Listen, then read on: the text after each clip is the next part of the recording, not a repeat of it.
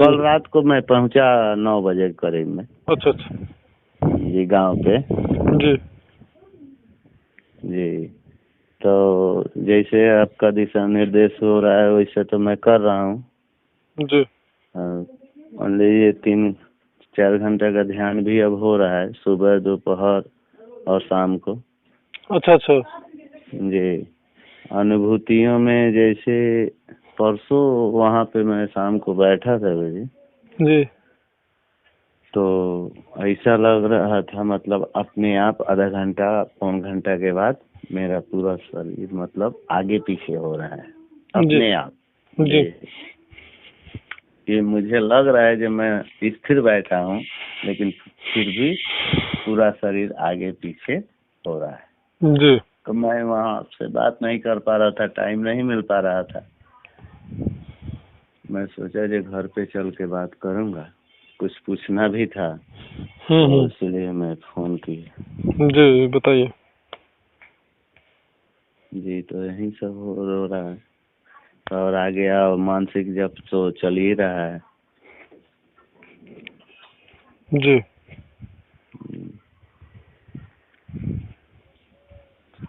नवाण का ही चल रहा है ना?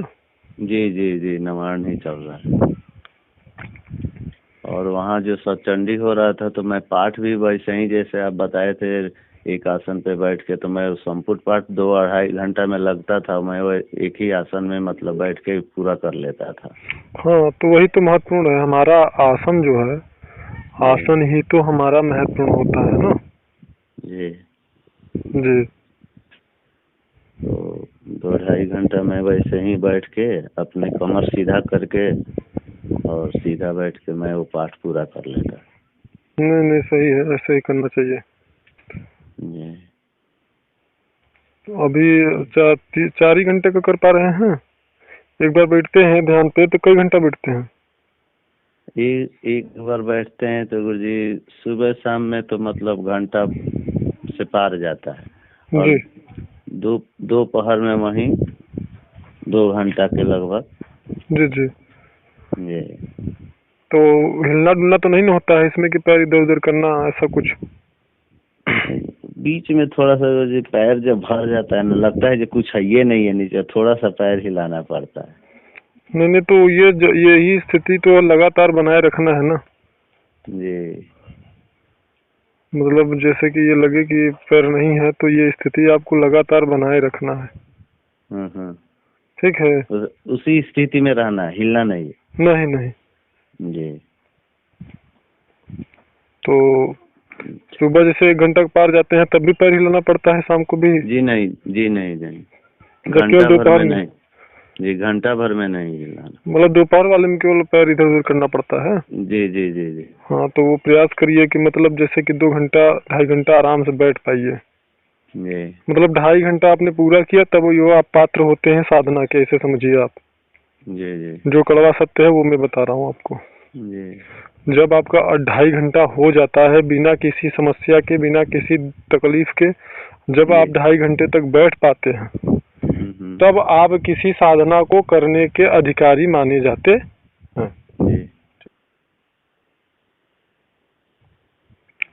जब ये अवस्था आ जाती है तब उसके बाद में अगर आपने गुरु कोई आपके अच्छे गुरु को अगर आप सानिध्य अगर आपको मिला है और आपका ये स्थिति है कि आप 2.5 घंटे बिना किसी दिक्कत के आराम से बैठ पाते हैं, तो फिर ऐसी दशा में कोई भी साधना आप करेंगे तो उसमें सफलता आपको जल्दी मिलता है और साथ ही साथ सफलता मिलता है। बात समझ रहे हैं ना? जी जी समझ रहे हैं जी। तो इसलिए मैंने आपसे बोला तो ये स्थिति जितना जल्दी आप प्राप्त कर लेंगे जी उतना जल्दी हम आगे की चीजें आपको शुरू करवा देंगे। जी और बाकी मानसिक तो मैंने आपसे कहा ही है कि वो हमेशा चलना चाहिए। जी जी जी वो बंद नहीं होना चाहिए। जी किसी भी अवस्था में है आपका चलता रहना चाहिए। मतलब ऐसे समझिए दुबे जी की वास्तव में कुछ पाना चाहते हैं तो कम से कम 3 साल 4 साल तक दुनिया से दूर हो जाइए, दुनियादारी से एकदम मतलब ऐसे रहिए कि बस अपने आप में खो जाइए। जब लोग आपको बेवकूफ कहना शुरू कर देंगे, पागल कहना शुरू कर देंगे, तब मानिएगा कि हमारी साधना संपूर्ण अब, हाँ, अब सही चल रही। जब लोग ये कहना शुरू कर देंगे कि ये बहुत मतलबी है और अपने आप से ही मतलब रखता है, और या कोई ये कहने लगे नहीं ये पागल है, किसी से कुछ बोलता ही नहीं है, तो जब इस प्रकार की बातें आप में होने लगे आपके बारे में ना आसपास में, तो यह समझिएगा कि हाँ अब मेरी साधना ठीक चल रही है। तो वो अवस्था प्राप्त करना अगर है तो भाई बहुत कुछ त्याग करना पड़ेगा, बहुत चीजों का बलिदान करना होगा। जैसे कि बहुत सारे ऐसे संबंध होंगे जिससे कि कुछ समय के लिए आपको दूर होना पड़ेगा, क्योंकि जब आप अपने में मस्त रहेंगे, अपने साधना में मस्त रहेंगे, अपनी मानसिक जाप में आप खोए रहेंगे, हमेशा ईश्वर का ही आपके मन में चित्त में ख्याल रहेगा, तो संबंधों को नहीं निभा पाएंगे ना आप। जी नहीं। तो ऐसे समझिए कि आप 3 से 4 साल का आपका वनवास है। जैसा आपका आदेश और करने के लिए अगर देखिए हम बहुत ज्यादा कुछ नहीं बोल रहे हैं, बस इतना ही कह रहे हैं आपसे कि अगर हमारे निर्देशानुसार अपने जीवन में आप देखिए, अभी तक कितना एज है आपका? 35 साल है। हाँ, तो 35 साल जीवन का आपने गुजारा। वो 35 साल आपने अपने अनुसार, अपनी परिस्थितियों के अनुसार, आपसे जुड़े हुए जिम्मेदारियों के पूर्ण करने हेतु और तमाम आवश्यकताओं को पूरा करने के लिए आपने अपने जीवन का 35 साल गुजारा है। जी। ठीक है ना जी। जिसमें से 15 साल अगर मान लीजिए निकाल दिया जाए शिक्षा दीक्षा इत्यादि के लिए, ठीक है ना, तो कम से कम आपका बचता है 20 साल। अगर हम 5 साल और भी निकाल देंगे, आपकी शिक्षा दीक्षा और जिम्मेदारियों को संभालते संभालते अगर 5 साल लग गया होगा, तो भी आप समझिए कि 15 साल आप अपने 15 साल को पूर्ण रूप से आपने अपने अनुसार ही बिताया हुआ है। ये तो है ना? जी। सत्य है ना? ये सत्य है। तो 15 साल आपने अपने अनुसार बिताया है, और अपने 15 साल बिताए हुए समय का जो भी आपने कुछ प्राप्त किया उससे आप संतुष्ट नहीं है। सच है या गलत? सही है। सही है। 15 साल आपने देखिए अपने साथ बिताया है, उसके अनुसार मुझे नहीं लगता है कि आप संतुष्ट हैं। अच्छा जी नहीं। अब जबकि उस 15 साल को गुजारने के बाद भी आप संतुष्ट नहीं हैं, तो अब हम तो आपसे सिर्फ आपका 3 ही 4 साल का समय मांग रहे हैं। जी।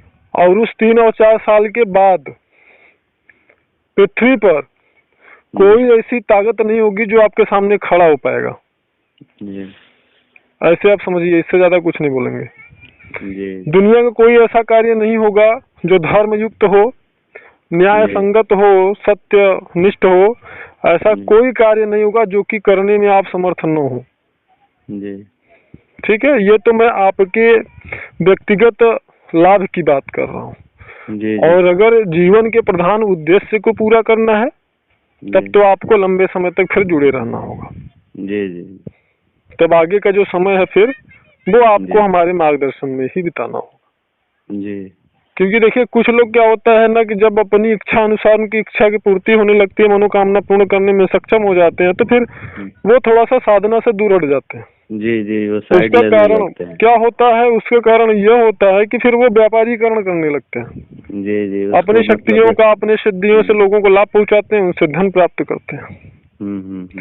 तो फिर ऐसे लोग जो है दूर हो जाते हैं, और जैसे वो दूर होते हैं तैसे उनका पतन जो है वो प्रारंभ हो जाता है। क्योंकि मैं सख्त निर्देश देता हूं कि कभी भी धर्म युक्त और मतलब सत्यनिष्ठ होकर के आपने जिस शक्तियों को प्राप्त किया है उनका प्रयोग कभी सांसारिक कार्यों में नहीं करना चाहिए, और अधर्म युक्त कार्यों में नहीं करना चाहिए। क्योंकि जब आप सांसारिक कार्यों में उसका प्रयोग करते हैं तो धीरे धीरे, क्योंकि कोई भी सिद्धियां होती है ना, वो आपकी योग्यता अनुसार ही कार्य करती हैं।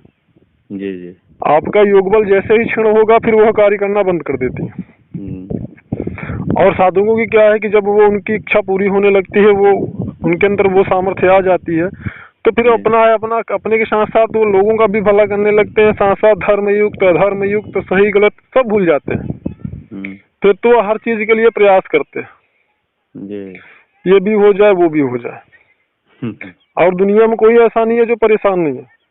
जी, ये तो बात सत्य है। तो ऐसी दशा में वो साधना से फिर दूर हो जाते हैं जी और बस केवल वो उस सिद्धि का प्रयोग ही करते रह जाते हैं। फिर एक समय आता है ना, वो उनका सिद्धि कार्य करना बंद कर देता। जी।